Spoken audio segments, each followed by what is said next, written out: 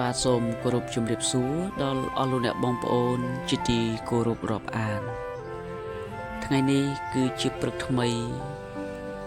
ដែលព្រះបាននៅតែបន្តផ្ដល់ព្រះគុណដល់អស់លោកអ្នកបងប្អូនហើយនឹងខ្ញុំដែរអរគុណព្រះសម្រាប់ខ្យល់ដកដង្ហើមដែលព្រះអង្គបានមានសម្រាប់យើងនៅថ្ងៃនេះខ្ញុំបាទសូមដកស្រង់នៅក្នុងបទគម្ពីរទំនុកដំកើងដដែលគឺនៅក្នុងជំពូក3ដែលជាទំនុកនៃស្ដេចដាវីតដែលបានសរសេរទូញសោកអំពីទុក្ខលំបាករបស់គាត់ហើយប្រាប់ទៅដល់ព្រះអង្គដូច្នេះអស់លោកអ្នកបងប្អូននៅពេលដែលអស់លោកអ្នកបងប្អូនបានមានជួបនៅទុក្ខលំបាកមានបញ្ហាសូមអស់លោកអ្នកបងប្អូនបានទូលវាទៅកាន់ព្រះខ្ញុំសូមអានជូនព្រះគម្ពីរទំនុកដំកើងជំពូក3ខ1អោព្រះយេហូវ៉ាអើយ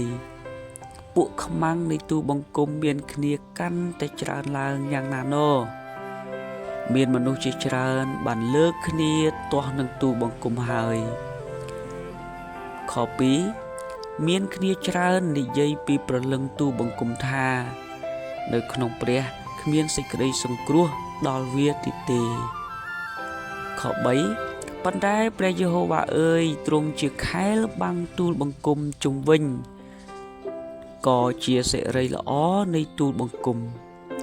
ហើយជាអ្នកលើកក្បាលទូលបង្គំឡើងដែរខ4ខ្ញុំឡើងសំឡេងអំពាវនាវដល់ព្រះយេហូវ៉ាទ្រង់ក៏ឆ្លើយតបមកខ្ញុំពីលើភ្នំបរិសុទ្ធរបស់ទ្រង់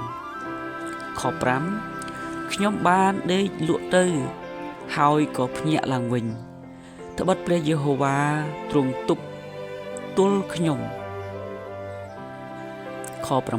6ខ្ញុំមិនខ្លាចដល់មនុស្សទាំងសល់សែនដែលបានតាំងខ្លួនពាត់ជុំវិញទាស់នឹងខ្ញុំឡើយខ7អោព្រះយេហូវ៉ាអើយសូមទ្រង់ក្រោកឡើងអោព្រះនៃទូបង្គំអើយសូមទ្រង់ជួយសង្គ្រោះទូបង្គំផងត្បិតគឺទ្រង់ដែលទះកំភ្លៀងអស់ទាំងខ្មាំងសត្រូវនៃទូបង្គំទ្រង់បំបាក់ថ្មិញរបស់ពួកមនុស្សអាក្រក់ដែរខ8ឯសេចក្តីសង្គ្រោះនោះស្រេចនឹងព្រះយេហូវ៉ាសូមឲ្យព្រះពរទ្រង់បាននៅលើរាជទ្រង់ចុះអាមែនបាទនេះគឺជាព្រះបន្ទូលដែលជាទូញសោករបស់អស្ដេចដាវីតដែលបានទូលទៅកាន់ព្រះដូច្នេះអស់លោកអ្នកបងប្អូនយើងដឹងហើយថាយើងម្នាក់តែងតែជួបនៅទុក្ខលំបាកនិងបញ្ហាប៉ុន្តែសូមឲ្យយើងបានទូលប្រាប់ដល់ព្រះនៃយើងសូមទ្រង់បានជួយយើងផ្ដល់កម្លាំងដល់យើងផ្ដល់ប្រាជ្ញាដល់យើង